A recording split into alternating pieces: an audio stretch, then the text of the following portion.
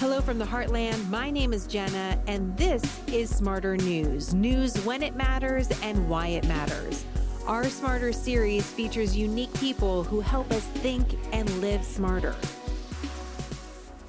Let's just jump into our conversation today because it's a really important one, and I'm really looking forward to this conversation.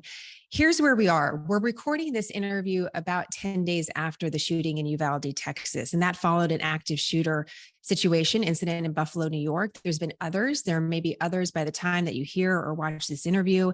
And as is typical in the aftermath of these events, a lot of the news coverage rushes immediately to very familiar postures, talking about politics and policy, mental health. We all know the familiar debates. While that is taking place, we know that legislation, any sort of idea between the idea phase and action takes time. Something else that takes a lot of time is the investigation itself. And we're in the middle of many investigations on these high profile active shooter incidents right now.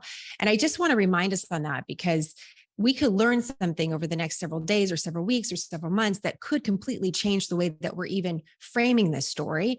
And we have to leave some room for that. So as a journalist, what I'm trying to do always with our interviews on Smarter News is figure out how to become smarter on a certain topic and not go to those familiar places that most in the media may go. And how do we actually report high quality information that no matter your point of view, your politics on this topic, however you're feeling in this moment, it could help inform us in the future conversations that we may be having. So in my reporting over the last week or so, I learned about ALERRT. So that's ALERRT. So just add an extra R if you're looking for it online. And that stands for Advanced Law Enforcement Rapid Response Training. So ALERRT, Advanced Law Enforcement Rapid Response Training. I had to write it down. I'm going to have it memorized by the end of this interview. This is out of Texas State University. And this is a really important organization to know about. And let me explain why. It is a national leader in active shooter response training by the FBI, but also a national leader, not only on a federal level, but also for local law enforcement. So the NYPD, the Miami Police Force, Dallas, Houston, San Antonio, Atlanta, all have adopted curriculum on active shooter incidents from ALERRT. So 130,000 plus first responders, 9,000 agencies. Even if you're not part of or in some of those big metropolitan areas, there could be a likelihood that some of the law enforcement in your area has received this training or not, which is also definitely part of the story. I sort of use these interviews sometimes as confessionals. And what I'm going to confess to you now is after all the years that I've covered a lot of active shooter incidents, I'm ashamed to say that talking to someone out of ALERRT wasn't my first reaction. And it should have been. I should have immediately thought of ALERRT because everyone should know about ALERRT, what they're doing in the United States of America as a leader on this particular topic. So we have a lot of ground to cover. I'm really excited about this conversation. And we have a great guest. The Executive Director of ALERRT, Dr. Pete Blair, is with us today. And Pete, it's great to have you. I know it's obviously been an extremely busy time for you. You're doing really important work. So, thanks for the opportunity to talk today. Thanks for having me on. So I want to talk, you mentioned, we were talking a little bit at the beginning. I want to learn a little bit about you, learn about ALERRT as well. You're a Ph.D. in criminal justice. So you were explaining you're not a medical doctor, which considering the recent news cycle.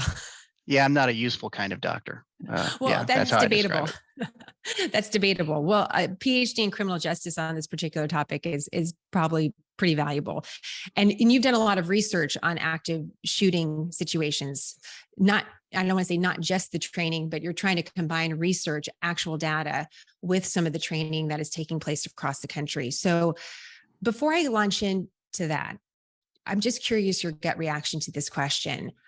Based on your research, what is the biggest misconception the public has about active shooter situations?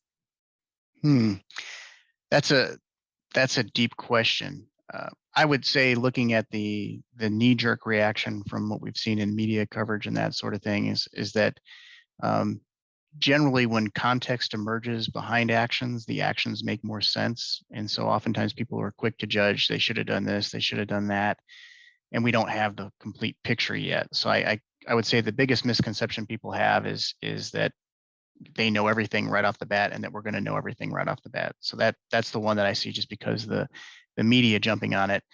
The other one that I think that is most important for people individually is I have yet to see people interviewed that didn't say, I never thought it would happen here. Almost every one of these interviews that I've had with people or talking with people is, we never thought this could happen here. And unfortunately, it can. It's unlikely to happen, but it can happen. And because if it does happen, it has critical implications for survival. It's important to spend a little bit of time thinking about it so you have a plan in place, you know what your actions would be. And so if something does happen to you, you have a chance to come out of it in better shape than you would have if you didn't do that. Is it difficult to talk about this topic all the time, Pete? Um, I can abstract it for myself a lot of times so that I'm not dealing with it. This one in Uvalde is close to home, and obviously it has impact. And we know a lot of people who were there, kind of at the tail end of what was happening, and it does hit you sometimes. It does. And you're a dad as well. I'm a You have dad too, and my when Sandy Hook happened, my son was that age, and yeah, it hits home. Yeah, absolutely. I think it hits home for so many of us personally as parents, but even, when Sandy Hook, for example, happened, I didn't have any children yet. And still the horror of that incident is something that any human can feel, the humanity of that situation. And that's one of the things, unfortunately, I also see as a journalist, is that sometimes the humanity of the conversation sort of gets left behind for the righteous political debate that happens. So we're not going to talk about the political debate today. We're also not, unfortunately, going to get into anything about Uvalde. That investigation is still ongoing, and I want to respect that. Hopefully, we will learn more in the coming weeks. So let's just talk a little bit about ALERRT. So as you mentioned, ALERRT is based in Texas, not necessarily that far from Uvalde, probably about a 2.5-hour drive or so, Texas State University. How did ALERRT come about? How did ALERRT become a national leader on this topic? So it started as a partnership between the Hays County Sheriff's Office, the San Marcos Police Department, and Texas State University.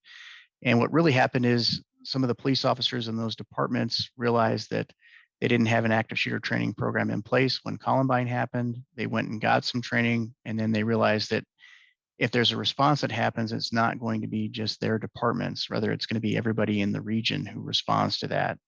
And so they wanted to find a mechanism to provide training to people in the region so that we were all on the same page.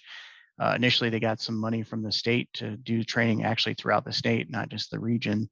And then that followed shortly after then with some federal money to start doing the training nationally. Over time, the money fluctuated as far as how much was coming from the state, how much was coming from the federal entities. Following Sandy Hook, we were recognized by the FBI as the national standard in active shooter training, started to partner with the FBI to deliver our level 1 class, which is our basic active shooter response class around the country. We're still doing that in conjunction with the FBI today. We started developing other specialty classes that go along with that too. A lot of the initial work was based on subject matter expertise. So we had a lot of tactical officers who had experience dealing with tactical type situations. I got involved with ALERRT around 2009 and brought kind of the academic research perspective to it, and started building onto that. And that really kind of is what separates ALERRT from a lot of other organizations, is that yes, we have the subject matter, the tactical SWAT officers, those type of people informing what we do, but we also have this academic component that's looking to validate that, to expand upon it, and go from there. And so when we talk about our mission, we say we're the best research-based active attack response training in the country. And that's that research basis that really sets us apart. Well, and as we've talked about extensively on Smarter News, the difference in data creates a very different story. And depending on where you're getting your data, it really matters. I want to talk to you a little bit about that when it comes to active shooters. What's key to being the best at this topic? So you have to get the best practitioners who have that deep subject knowledge, and then you have to also look for other sources of information like the academic information. And that's really what's putting us at the pinnacle here, is that we're not just the SWAT people saying, here's what you do, but we're saying, here's what the SWAT people say, and then we're trying to validate that. So in our research, we look not only at incidents and patterns and trends and lessons learned from individual events, but we're also involved in doing tactical type research where if there's a question about which technique works best to do A or B, then we run that in experimental design and we test and see is there one that's better than the other? And then that gets fed back into our training. So what's the cornerstone of your training, Pete? If you were to say this is the philosophy that ALERRT brought active shooter incidents in the United States that wasn't there before, what would that be? So I would say the structure that we use now to talk about how to decide on what's important now or what the priority of work is at any given point in time. When an active shooter event happens, there are lots of things going on. There are lots of things that need to be done, but we prioritize work by first talking about stopping the killing, which means if the attacker is up creating new victims, we want to deal with the attacker first. After the attacker's been dealt with, the real paradigm shift that happened sometime after Columbine was a recognition that there are people who are hurt and they need assistance quickly. And if they don't get that, they can die. So the second phase is stopping the dying. So stop the killing, stop the dying is a general prioritization of work when officers are responding. And then the other big shift that we've been part of is integrated training between police, fire, and EMS in order to ensure that stop the killing, stop the dying links up together and we save as many lives as possible during these events. How did you arrive at that? Looking at a lot of cases. We're part of the active shooter research team with the FBI. We do additional research beyond what the FBI data puts out, looking at these events. We go to after action briefings when we can. We invite people to our large national conference to give their debriefings. And so we see a lot of these events and we start trying to say, okay, how do we help the average officer on the street make sense of this chaos that's happening, this violence that's going on, these people that are hurt, all these things that are happening? How do we boil that down into something that they can process and they can work through? And we landed on that stop the killing, stop the dying. We were doing it in training classes, watching people execute it in training classes to see if they can do that. And then we see it happen in real events and see it function successfully. So it's all these information sources feeding into each other, getting an idea, testing the idea, evaluating the idea, refining the idea, and then moving it forward. So when we heard that Texas Department of Public Safety, when they've been giving press briefings on this particular topic in Uvalde, when they're saying and I'm paraphrasing here, the response that we all know with active shooters is you immediately go in, you immediately push into events, you stop the killing. We actually probably have heard that phrase before. That is distinctly from ALERRT training or a reference to ALERRT training? That's correct. That's terminology we developed. How difficult is that to do, Pete? When we think about stop the killing, stop the dying, I mean, I can't imagine being in that situation. What is the key to doing just that? Well, it's incredibly complex, right? So what we try to do in training is expose people to scenarios that are as close to the real thing as possible, and then have them work the scenarios. We do hot washes following the scenarios to talk about here's what went well, here's what didn't go well. Then we do more extensive debriefs after the scenario to walk people through. They get to see other people work scenarios. And that's how you're trying to develop that capability and that experience level there that, it's really kind of a stress inoculation, a habituation. You're getting exposed to it so you can function better when you actually encounter it. Now we get as close as we can to the real day, but we can't actually get all the way there. So while training is helpful and it gets people along the way, there's still a jump from that training to the actual event. We try to make that jump as small as possible, but there are limits to what can be done in training. Absolutely. I'm sure we can all understand that. Does the average beat cop in America, your average second year patrol cop, have this sort of training? Yes, I would say it would be the exception to find a police officer who hasn't had some sort of active shooter training during their career. It's pretty common now.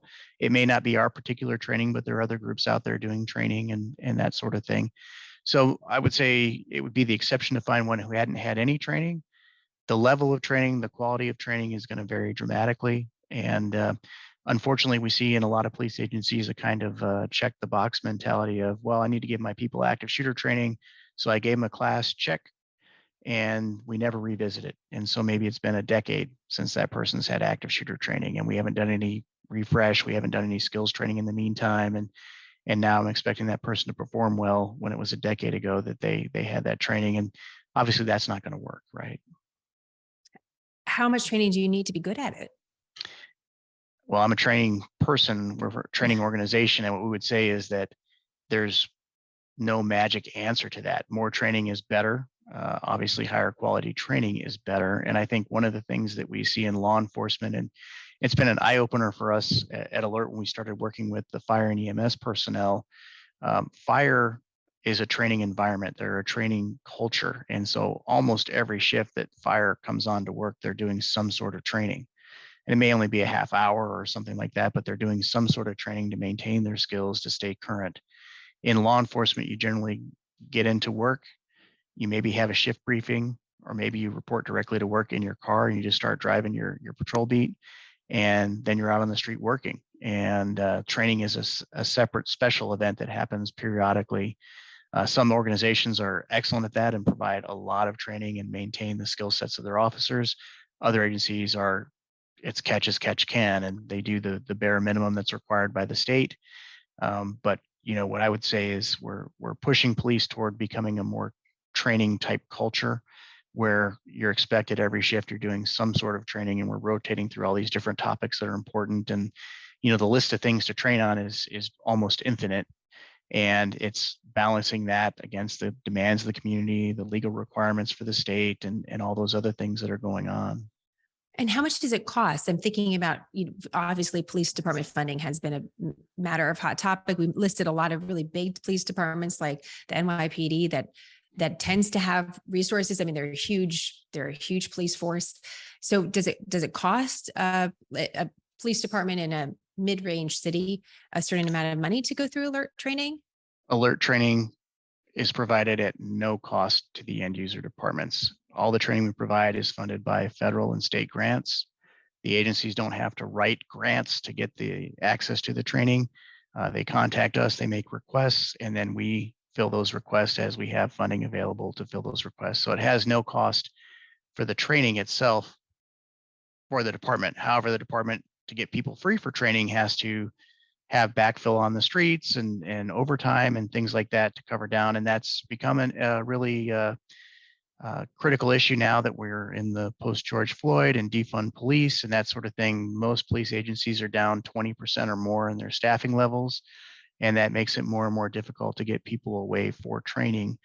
And we've been doing some things about reducing our class sizes. And then we're also looking at trying to break our classes into maybe single day increments, so that if you can get away for one day now and then one day a few weeks or a few months later, that's better than no training at all. Whereas normally our classes are 2 days. Did you want to go into law enforcement? I mean, when you were a little boy? I'm just thinking about the expertise it takes to be involved in research like this, and then to also oversee this massive training program that's taking place nationwide. Is this something that you always wanted to do? Not at all. So my path to getting here is one that no one would have predicted. I came out of high school. I went into an aviation university and did my first year and a half there.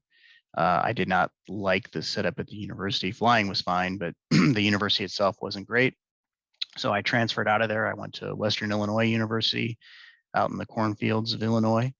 And I started doing the law enforcement and justice administration major there because it was a topic that was interesting to me. But my original plan was I'll just keep flying on the side, and then maybe I can go fly for a federal law enforcement agency and do that. Well, I got busy in school and never bothered to keep up with the flying. And then I ended up working for a company called John Reed and Associates in Chicago.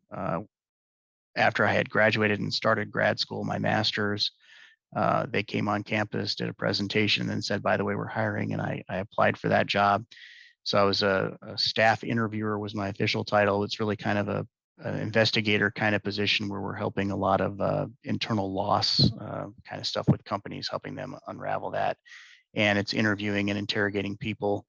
I got involved a little bit in the training part of that, but not a lot. And then my thought was, well, the big money in that company was over on the training side, and I'd like to go do that. But it would have taken me probably another 5 years in the field doing just the regular field work.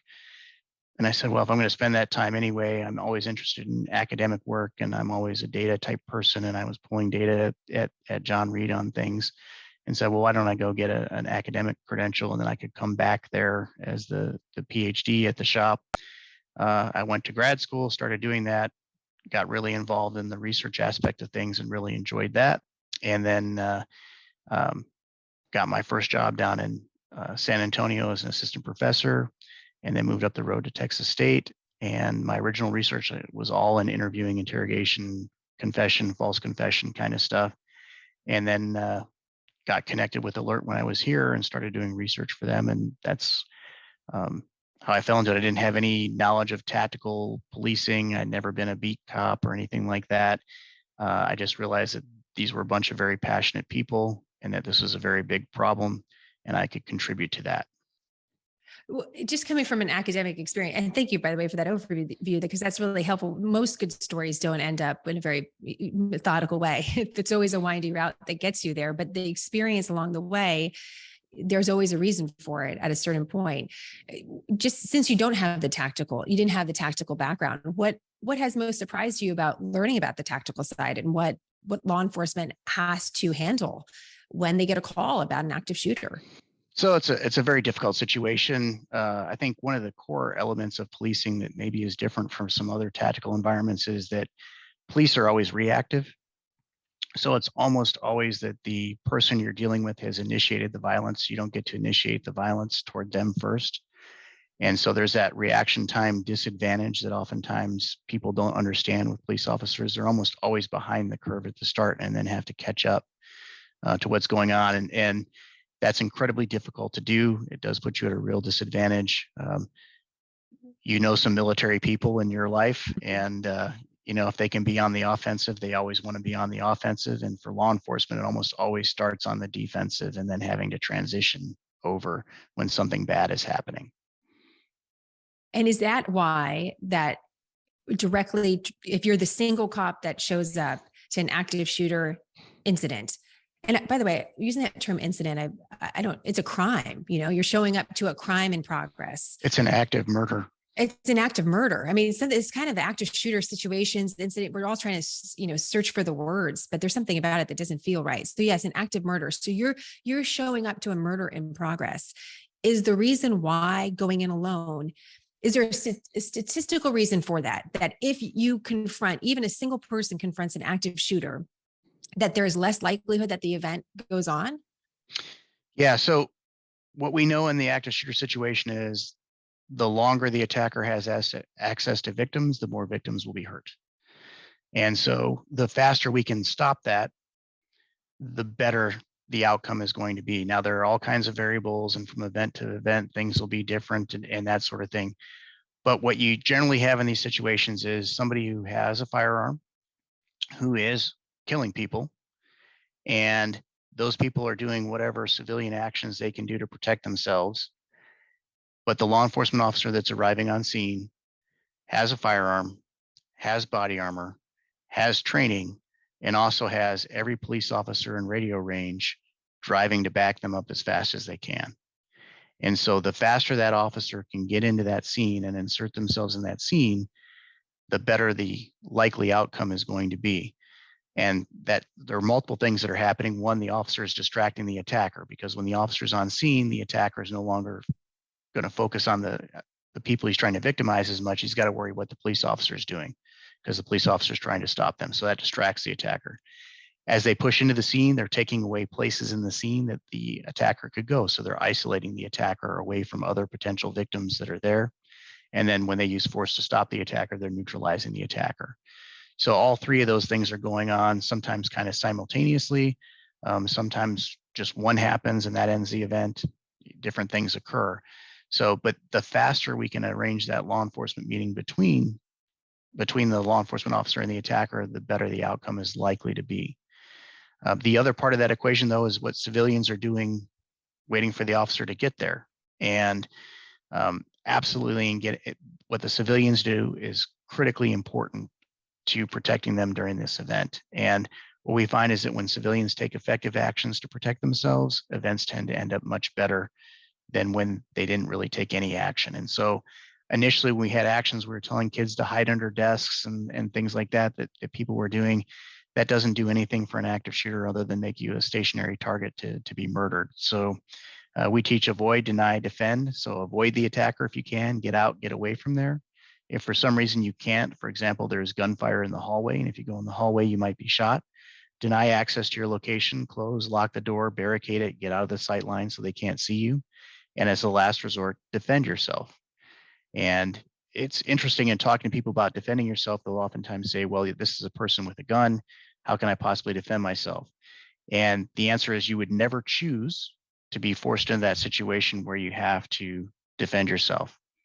But if you find yourself in that situation, you shouldn't allow that person to try to murder you. And there are a substantial number of these events, and the numbers have shifted a little bit, but it's around 1 out of every 6 active shooter events that we look at. A potential victim at the scene stops the attacker. And most of those victims were unarmed and stopped them. There are some events that we've had. How do they do it? It usually is by turning a shooting into a wrestling match. So the advantage of a firearm is its ballistic advantage. They can stand away from you and injure you. If you can get into close proximity to that person and get your hands on the gun and turn it into a wrestling match, the gun is no longer as big an advantage. And with most semi-automatic pistols and some other weapons platforms, if you get your hands on it and the gun goes off once, the gun is now going to be malfunctioning and won't be able to fire again.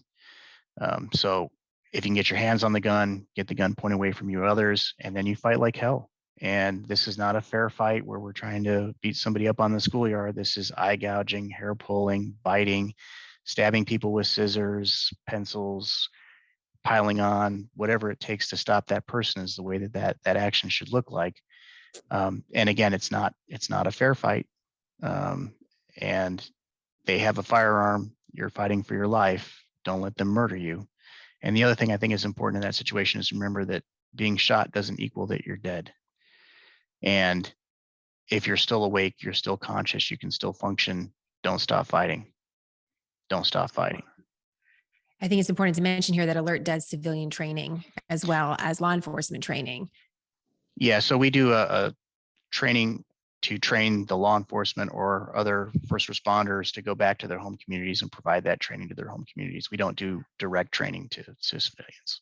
Well, I think that's really important. I just went through a range of emotion listening to you describe the situation, from sort of feeling like I was going to tear up, thinking about kids in that situation and what they could be called to do, thinking about what we could be called to do, that and thinking through what would that look like? How could I prepare myself mentally to do that? And also the importance of what you just said out loud, because not many people are saying that.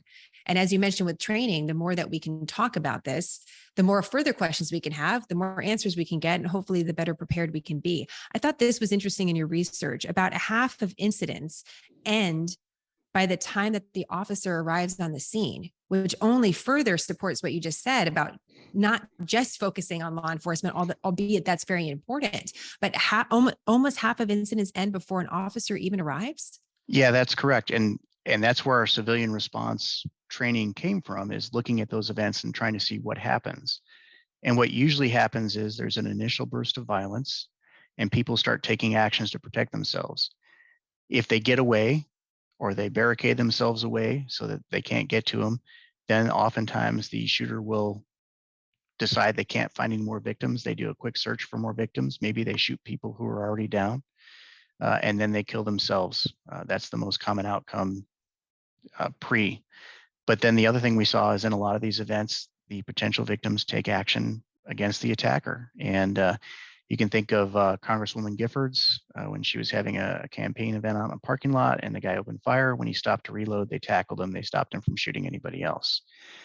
There was Riley Howell in Carolina that at the university where they attacked, and he charged the attacker. He was unfortunately killed, but the attacker stopped the attack following that. And so these things do happen. You would never want to be in that situation, but if you're in that situation, it's better to have thought through it beforehand about what you're going to do, what you should do. And again, don't let that person murder you. Fight for your life. You mentioned just a second ago a reference that I know some military people, as some of our audience knows, I'm married to a veteran, a Navy SEAL, a former Navy SEAL, and he's seen a lot of combat. And one of the things I've learned from him that I think is important to this conversation is that he says, most people, when they think about combat or they think about what we're describing, their references the movies. And in the movies, you have a lot of different angles. Your camera is showing you a lot of different angles. But in real life, you have your two eyes and you can only know what you know and you don't know what you don't know. And it's an extremely chaotic situation. And you have to train. I mean, that you have to train over and over and over again to make sure you're doing some of the very basics well, and then reacting to the situation as you know it. How has training evolved? You mentioned Columbine, I believe that was in 1999. Yes. ALERRT comes about in 2002, thereabout. There's clearly a need in the nation for this. ALERRT comes about. Now you've been practicing for 20 or 2 decades. How has training evolved? Was it always, stop the killing, stop the dying? Was that always part of the training, or has something changed? No, things have changed over time, to be certain.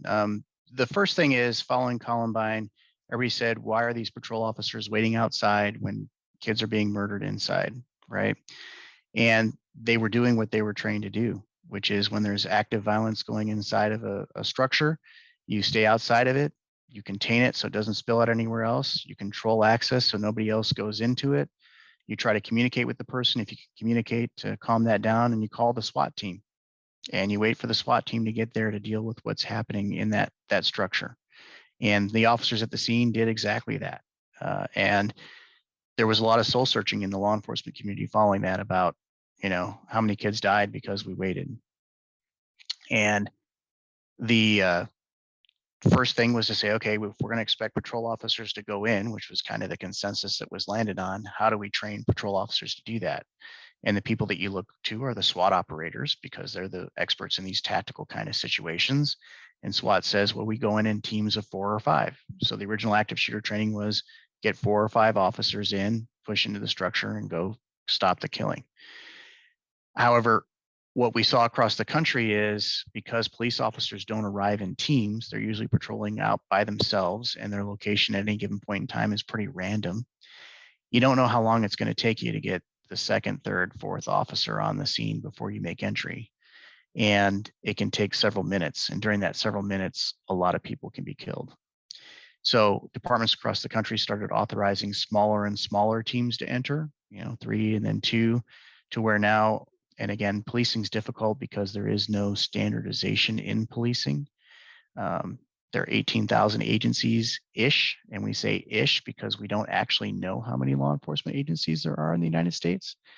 And so there's a lot of variation. How could we not know that? How could we not know? Because it's decentralized, and every state does it a little bit differently. And if you start to think about it, this is a thing that's fascinating to college students when we teach intro to criminal justice is, okay, if a crime happens here on campus, who's going to respond? And they'll say, well, the University Police Department. And you're like, yes, they will. Who else would respond? The San Marcos Police Department. Yes. The Hayes County Sheriff's Office. Yes. Who else might respond? Well, constables from the town, potentially even marshals.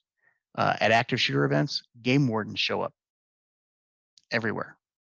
And where's this game warden coming from?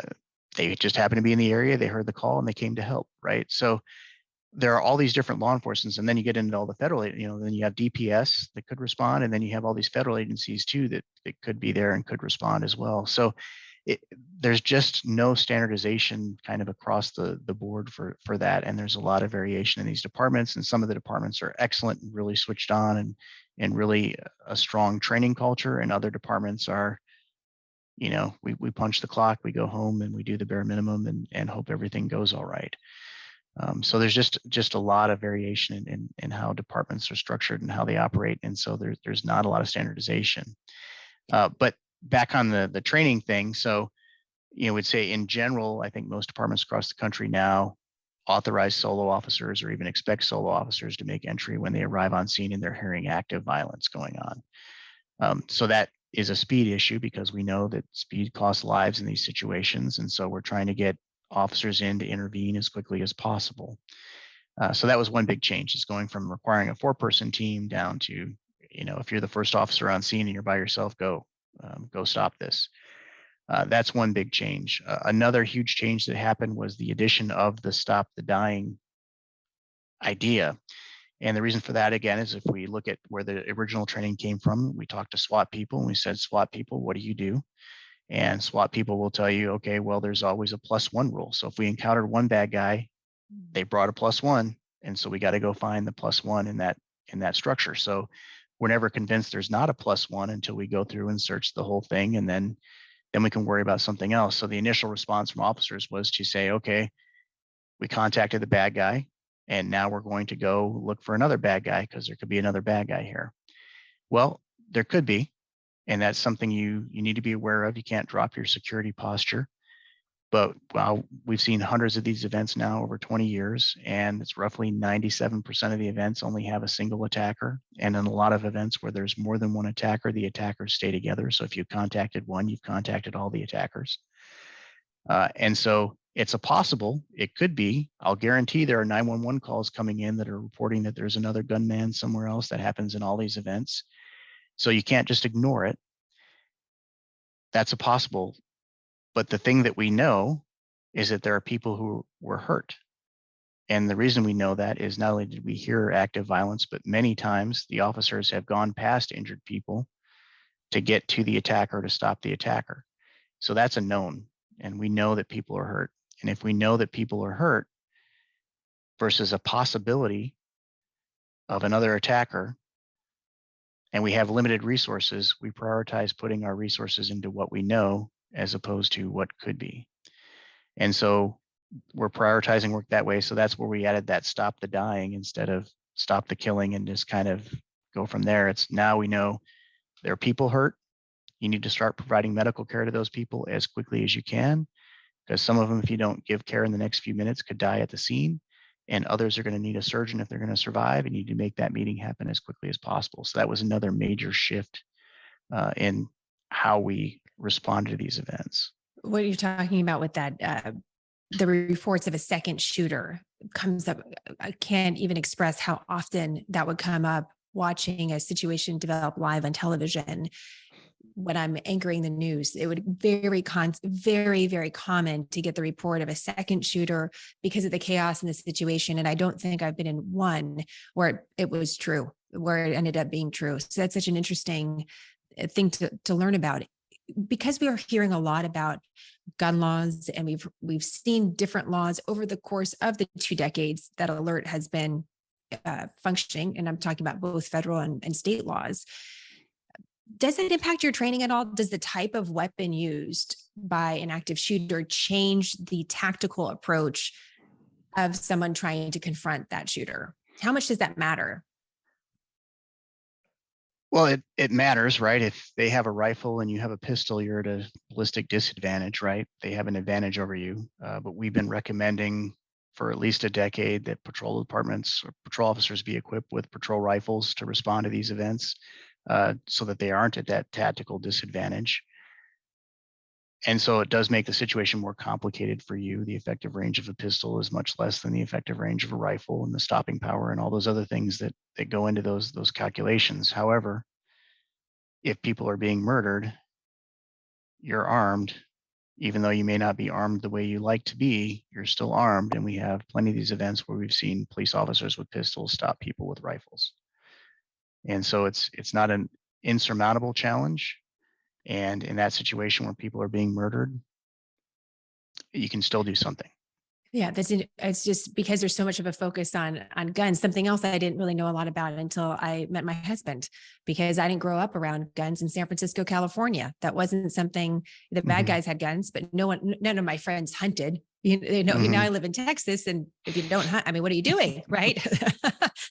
He still hasn't gotten me out there for that, Pete. I got to tell you that I've held strong. I'm like, that's something that you can do, but it's really depending on where you live, there is a regional difference to that conversation about guns and gun laws. And I just want to recognize that, because depending on where our audience is, it could be a completely different experience. And so just hearing that could even be a recommendation that, hey, maybe the patrol cops need to have something that they're able to use if you have criminals that also obviously have access to these weapons. But that's kind of a completely separate conversation. I want to finish up here by asking you 2 separate questions. It is really about data and specificity. I saw something, I don't recall, it might have been on information that was both from the FBI and from ALERRT. So please clarify for me, Pete, this "Don't Name Them" Mhm. campaign. What is that? Don't name them. Yeah. So one of the things we see when an attack occurs is that the attacker becomes the celebrity of the attack, of the event, and they get wall to wall news coverage. They have manifestos that get published. Sometimes they have even send glamour packages to press agencies beforehand that get blasted out. So it's clear that in a lot of these attacks, there's a desire on the part of the attacker for notoriety or fame. And you can even go back to Paris Hilton. Doesn't matter what you're famous for, it matters that you're famous. And a lot of these attackers are people who don't get a lot of recognition in their everyday lives. And this is a way to make everybody stand up and say, aha, this is this person. I know who he is, and I know what his beef is, or what have you. And so if you know that one of the motivators for the crime is fame, notoriety, that sort of thing, Crime Prevention 101 says if you reduce the reward for crimes, you reduce the frequency with which crimes occur. And if the reward here is fame, take away some of the fame. So the idea with Don't Name Them is don't make this person a celebrity because they did this. I'm not saying it's not like Harry Potter and Voldemort and we're not going to say the name, right? That name's going to get out. People are going to do research on it. But when it comes out early in the news cycle, it gets picked up by the news cycle, and all the news is about this person, who they were, what their issue was, their background, all that sort of thing. If the person was still at large, makes sense. You want that out there so that they can help capture that person. But assuming that they've been dealt with, there's no reason for that to happen. And people say, well, I want to know.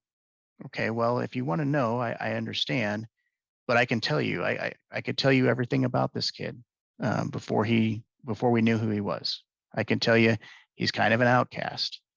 He's kind of a quiet kid. He probably get picked on. He doesn't quite fit in right.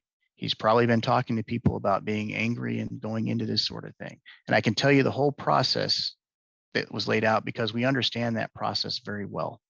Okay.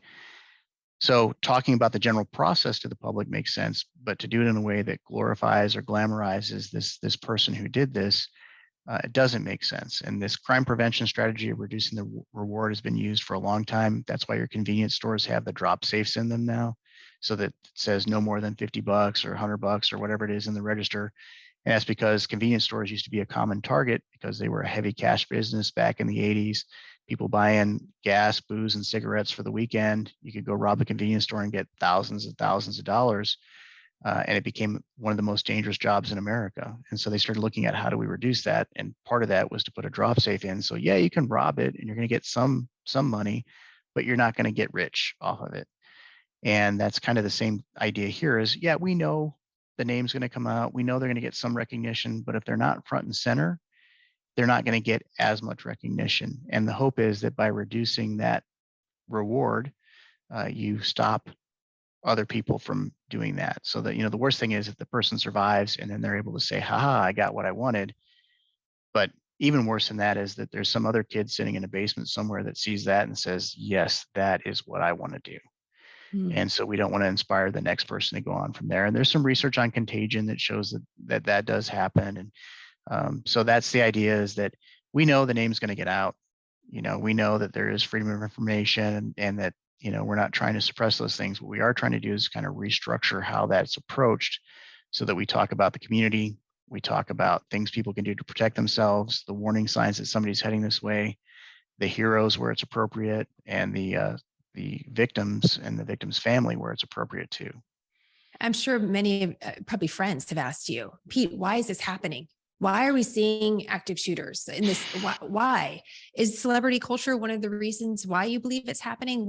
How do you answer that question? Well, there are a lot of things, right? So we are moving into a post-Christian society, right, where we don't have a common moral foundation anymore that we used to have. So now we have a fracturing of that moral foundation into lots of different lanes, and that's part of it. Part of it is the shift in media culture, social media, those sorts of things, and how quickly those things spread. And the one thing the internet's really taught us is that if whatever your thing is, you can use the internet to find other people that's your thing, that's their thing too, right? And so you can find a community of people who will encourage you along on that thing, and that's definitely happening in these events.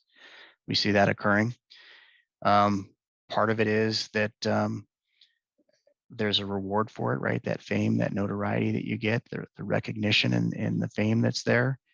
There are just a lot of these things they're all there. But particularly in the case of the recent shooting in Uvalde, is this kid was not somebody who one day got up and did this. This kid was on a downward spiral for years, and had made contact, and people were aware of it, and just kind of fell through the cracks after a while. And there are people out there that are like that, and we need to do a better job of intervening in that.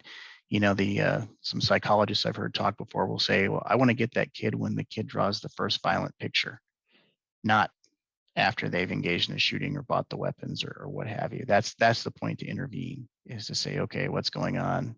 How do we start correcting this course here?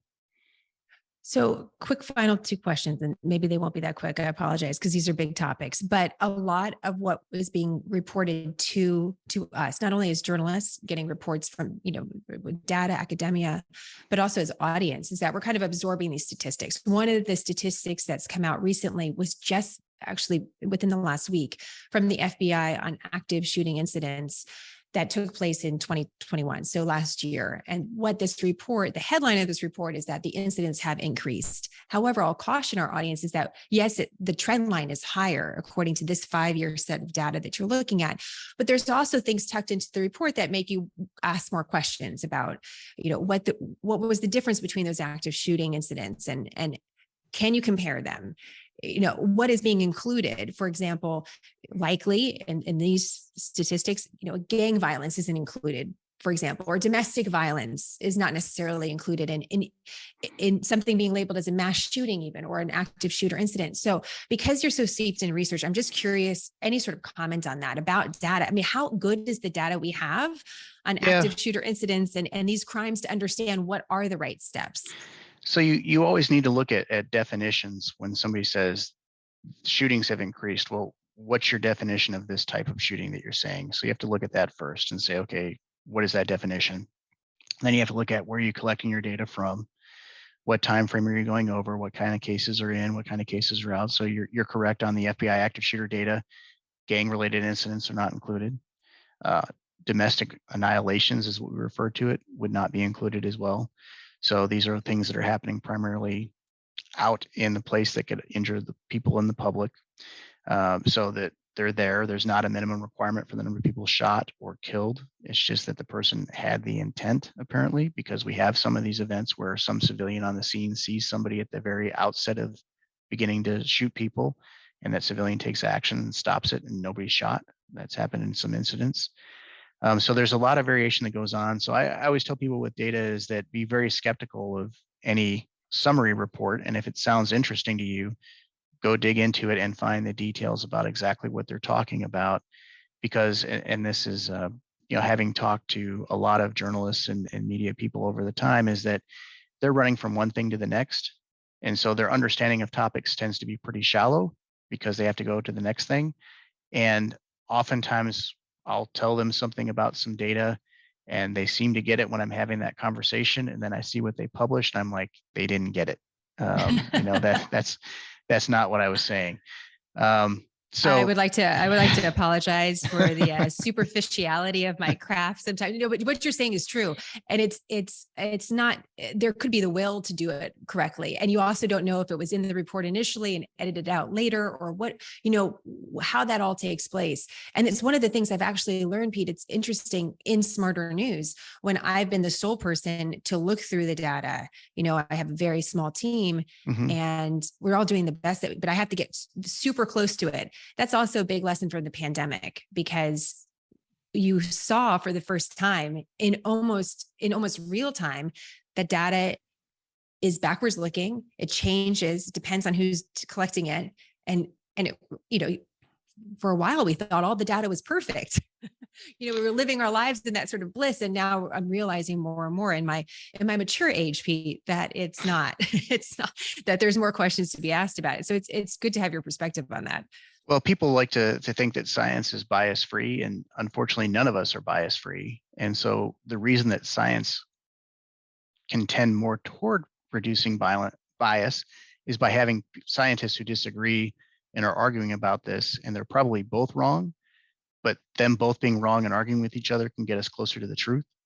And so when somebody says science says, it's like, well, so that's not the way science works. Okay, it might be this is our consensus understanding right now, but all the great breakthroughs happen because somebody says the science is wrong, and then they prove that the science is wrong. Mm-hmm.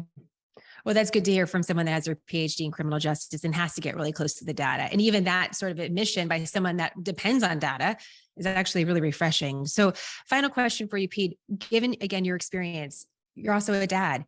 What are the questions that we should be asking in our own communities about what sort of training our law enforcement has? How can we help this situation? Everyone wants to stop these active shooter incidents. That's something we can all agree on, no matter, again, perspectives, point of view, partisanship. We all want to stop it. Mm-hmm. So when it comes to a question that we can ask about training or what we can do ourselves, what are some action items for us? Well, on the active shooter side of things, and talking to your local police department, is ask them, have you had training? How often do you engage in training? What do you do to maintain the skill sets that were imparted by that training? Those are kind of the three big questions to ask. When it comes to your kids in school, talk to your school board, your school district. They'll have plans in place, but then ask your teacher if your teacher knows what to do in this situation. And if the teacher doesn't know, that's a major problem. And that's talking to the principal then, and then the school board to say, hey, I know you have these plans in place and you say you do these things, but when I'm talking to the people who are going to have to implement these plans in an emergency, they don't know it. And you need to make sure they know it. And I get it. There are all these competing pressures and interests and demands and things that you're trying to attend to. And it's easy to let things that are low probability events slide because they're low probability. You'll probably go your whole career and never have an active shooter event in your school district, for example. But if it does happen, it's a critical event and lives are going to be lost. And you have to be prepared for it. And I know it'll never happen here kind of thing. But if I could bring on all the teachers at places that have had these things happen that said, I never thought it would happen here. But I can tell you when they do take action, when they do prepare, when they do plan, there is success. People are protected. We know some events in Arapahoe, Colorado, where the school resource officer, as soon as it started to happen, he was on it and he shut it down. And there was one person that was killed, and that was horrible, but much better than other potential outcomes. There's another teacher at Deer Creek Elementary or middle school, elementary or middle. I forget if it's elementary or middle school, but he was a teacher there, and he had seen these things happen, and he had in his own mind prepared himself for this to happen. He was out doing parking lot duty one day, and a guy pulls out a rifle and starts shooting, and he charges across the parking lot and tackles that guy, and nobody died. There were some people that were shot, but he stopped it, and other teachers who were there jumped in and helped him, and so if your teachers are prepared, your school district is prepared, your law enforcement people are prepared, your chances of coming out of this are much better than if they're not. And unfortunately, it's a conversation to also have with your kids to talk about, what do you do in this situation? And it's I'm sure in your family, you have the family immediate action plan, and it's go or stay. If I say go, you get away from me because we're about to have something bad happen. If it's stay, then you need to stay on my hip because we're going to go out of this together. And it's horrible that we have to have those conversations with our kids, but that's the reality that we live in. I'd like to learn more about all of that, Pete. So hopefully we can have some additional conversations. And I just want everyone to know that ALERRT is a resource, and you have a great website, a lot of information on it. And when you say the word ALERRT training, it's my experience that law enforcement knows exactly what you're talking about. It's an awareness. So you could ask your law enforcement in your area about even ALERRT training. You could bring it up to your school board. And you're right, Pete, just even asking the question and seeing what the reaction is going to tell you a lot about how prepared everybody is. So this conversation has been full of so many important important components. And we look forward to hopefully having you back, maybe have members of your team and seeing some of your training more up close. That would be really interesting. And I'm sure a lot of my audience would be interested in it as well. Pete, thank you so much for the time today. Thanks for having me on. Quick, concise, nonpartisan, smarter news, a refuge from the storm. I'm Jenna. Thank you for choosing smarter.